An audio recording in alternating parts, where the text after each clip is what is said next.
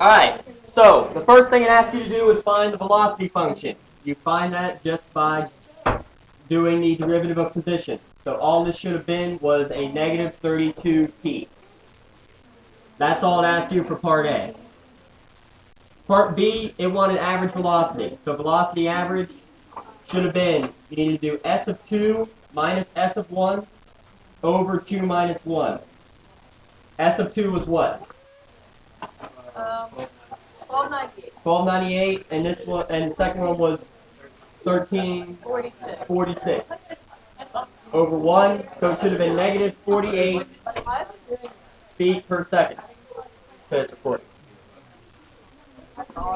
Alright, part C. Part C asks you to do the instantaneous velocity at each point. So at time equals 1, you did v of 1. You should have just plugged in and gotten negative 32 feet per second.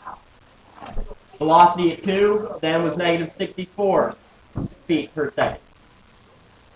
Part D, you wanted to know when you hit the ground. You started at 1,300 feet. You kept going down, down, down. You hit the ground. So you want the position to equal 0. 0 equals negative 16 t squared plus 1362. You solve that, just bring it over. 16t squared equals 1362.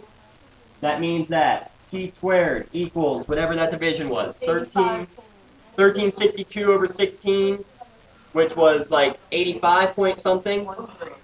1-3. So you take the square root, and t should have been, say again? 9.22. 9.2 seconds. It's time, so you want it seconds. Then the last one, it wanted to know what its velocity is when it hits the ground.